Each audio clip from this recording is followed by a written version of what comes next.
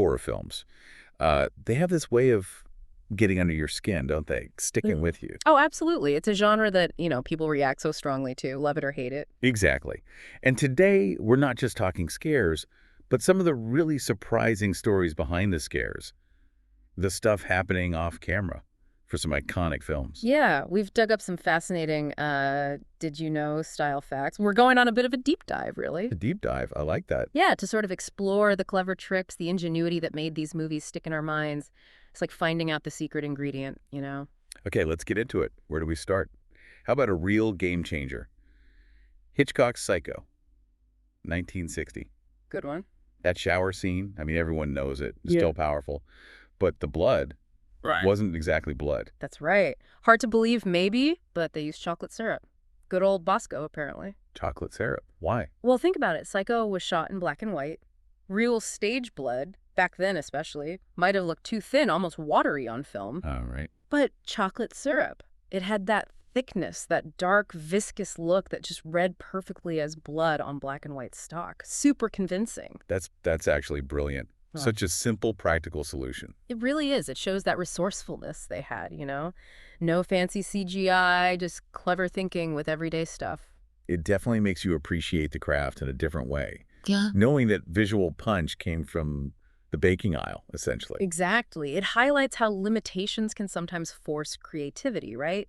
The constraint of black and white led to this iconic practical effect. Okay, so from Hitchcock's controlled studio environment to something completely different. Yeah. The Texas Chainsaw Massacre, 1974. Oh boy. Yeah, that film just feels sweaty and grimy. And apparently that's because it was. The filming conditions were brutal. Incredibly so. They shot during a Texas summer heat wave, grueling conditions. We're talking intense heat, humidity. And that wasn't just background noise. It totally seeped into the film's atmosphere. The actors were genuinely miserable, exhausted. You can kind of see it on screen, that raw edge. Definitely. And get this, the blood wasn't just makeup. It often mixed with their real sweat, adding to that authentic grime. Wow. So that realism, that almost documentary feel, it was partly just real suffering. Pretty much. It speaks to a certain, maybe extreme dedication to authenticity. You have to imagine the physical toll on everyone involved. It wasn't just acting, it was enduring these horrible conditions. No wonder it feels so disturbing. It really adds another layer to it, doesn't it? That harsh reality bleeding through. It certainly set a tone for a lot of independent horror that came after. Okay, moving from physical discomfort to something more demonic. The Exorcist, 1973. Yes. That demon's voice. It's unforgettable, just pure nightmare fuel. It really is. And the way they created it is pretty wild. It wasn't just one sound effect. No, it was layers. They took the sound of a growling lion and mixed it with the sound of metal scraping, like really harsh, grating metal sounds. Whoa. Organic and inorganic mixed together. Exactly, to create something truly, unholy. And then you had Mercedes McCambridge's incredible vocal performance, which was tortured and manipulated further. The sound design was just groundbreaking. It's amazing how sound alone can be so terrifying. You don't even need the visuals sometimes. That voice just conjures dread. Absolutely. It shows how much thought went into every element, even the sound, to unsettle the audience on a deep level. It's not just what you see, it's what you hear. Right. Okay, let's lighten things up slightly. Jaws, 1975. Summer blockbuster, iconic shark. Bruce. Bruce, yes. But apparently Bruce wasn't the most cooperative actor. Not at all. The mechanical shark was famously unreliable, kept breaking down. Saltwater and mechanics, not a great mix. Must have been a nightmare for Spielberg. Oh, a huge headache. But here's the interesting twist. The shark's malfunctions kind of forced Spielberg's hand creatively. Oh, so? Well, because he couldn't always show the shark, he had to build suspense in other ways. Suggestion, mostly. Like the barrels. And the music. Exactly. It's the famous John Williams score, those yellow barrels popping up, the terrified faces of the actors. He built tension by hinting at the shark, rather than constantly showing it. So the technical problems actually made the movie better, more suspenseful. Arguably, yes. It proves that old saying, what you don't see is often scarier. The limitation forced a more creative and ultimately more effective approach. That's fascinating. Makes you wonder if it would have been as scary if Bruce had worked perfectly. It's a great question. It really shows how obstacles can lead to unexpected creative wins in filmmaking. Okay, let's talk about another masterclass in tension, but more psychological.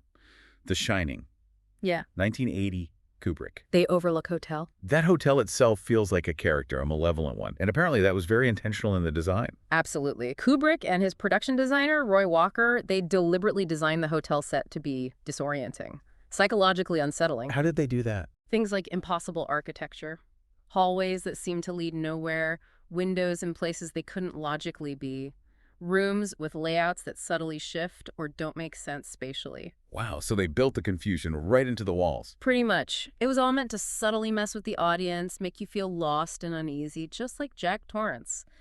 The set design is actively part of the horror. It's not just a backdrop. It's contributing to that feeling of dread, that psychological breakdown. Exactly. It shows how powerful environmental design can be in storytelling, especially psychological horror. The space itself is making you feel things. Okay, from the grand scale of the Overlook to something much smaller, lo-fi, but hugely impactful. The Blair Witch Project, 1999. The film that terrified everyone with shaky cam. And convinced a lot of people it was real. The marketing was key there, wasn't it? Oh, absolutely groundbreaking. They marketed it as genuine found footage. Student filmmakers disappeared. This is what was left behind. Wow, they had that website. Yeah, a super detailed website with fake police reports, interviews, missing posters. It brilliantly blurred the line between fiction and reality before people even saw the film. So people went in genuinely wondering, is this real? Many did. It tapped into that fear of the unknown, the documented versus the hidden. It was genius marketing, really harnessing the early internet era. Really shows the power of perception, how setting expectations can amplify the fear. Incredible. Totally changed the game for viral marketing and found footage as a genre. Its impact was huge. Now for a film that achieved a different kind of breakthrough, The Silence of the Lambs, 1991. A masterpiece. More of a thriller, maybe, but definitely horror elements. And it cleaned up at the Oscars in a way no other horror film ever has. That's the amazing fact. It's still the only horror film to win the Big Five Academy Awards. Which are? Remind us. Best Picture, Best Director for Jonathan Demme, Best Actor for Anthony Hopkins. Unforgettable. Chilling. Best Actress for Jodie Foster as Clarice, and Best Adapted Screenplay. All 5 top categories. That's just incredible for any film, let alone one in the horror genre, which often gets overlooked by the Academy. Exactly. It really speaks to the film's quality, its writing, its performances. It transcended genre boundaries and got that mainstream critical validation. A real landmark moment showing horror could be prestigious, award-worthy art. Definitely. It elevated the genre in a big way. Okay, let's shift back to pure slasher territory. Yeah.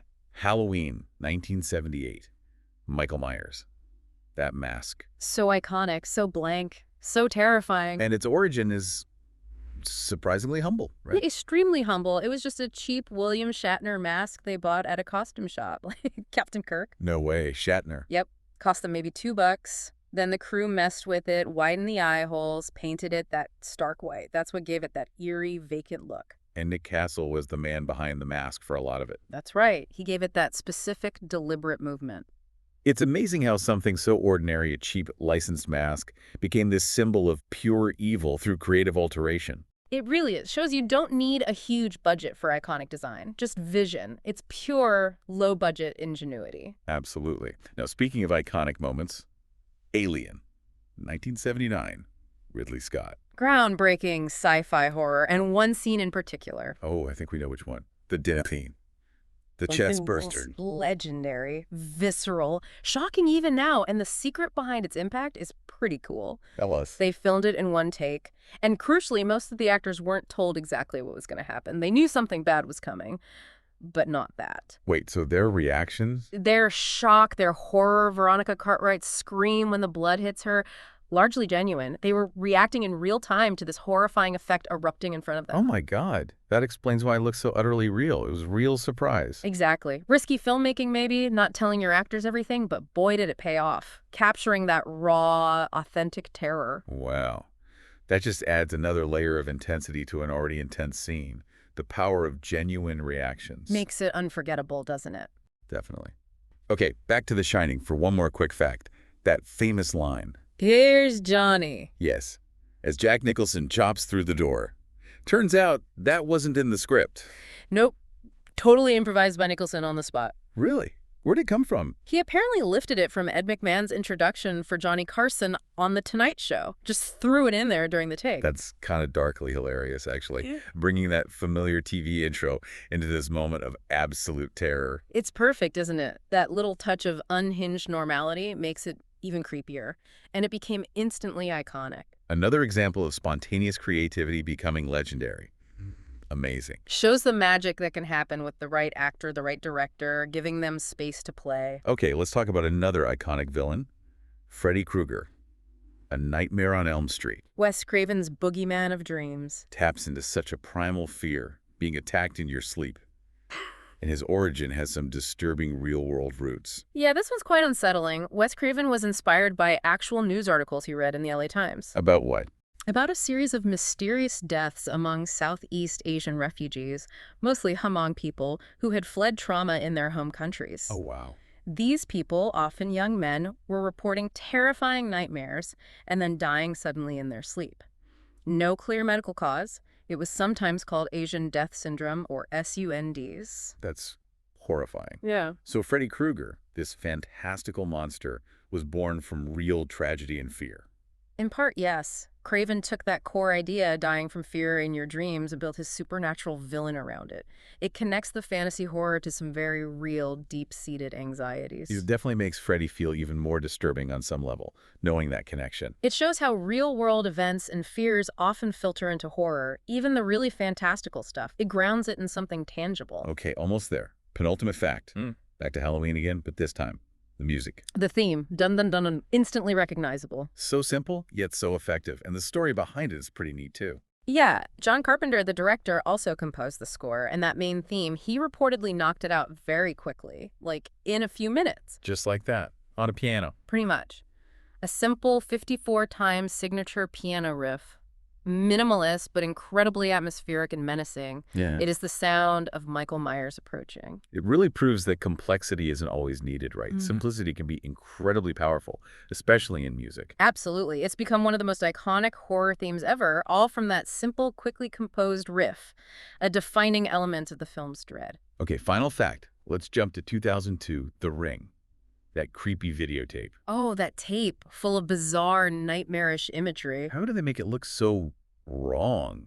So glitchy and unsettling. They used a pretty interesting, unconventional technique. Apparently, they filmed that footage using a deliberately deconstructed camera. Deconstructed, like they took it apart. Something like that, messing with the mechanics to create those distorted, unstable, glitchy visuals. It wasn't just post-production effects. It was baked into how it was shot. That makes sense. It gave it that unique, deeply unsettling, almost broken aesthetic. Exactly. Added hugely to the tape. Feeling like this cursed, corrupted object. Yeah. Really effective visual approach. So there you have it. 13 really quite surprising facts from behind the curtain of some major horror films. Yeah, it's amazing, isn't it? You see how much ingenuity goes into this stuff. Chocolate syrup, broken sharks, modified masks, weird camera tricks. It really makes you think about all those little choices, the practical solutions, the improvisations, even the marketing, how they all add up to create that lasting fear, that impact. Definitely. Hopefully it gives you, the listener, a new lens to maybe rewatch some of your own favorites. Think about the cleverness behind the scares. Yeah, it's a testament to the creativity in this genre. Yeah. Thanks for joining us for this deep dive into horror's hidden secrets. Hope it gave you a new appreciation for the craft behind the screams.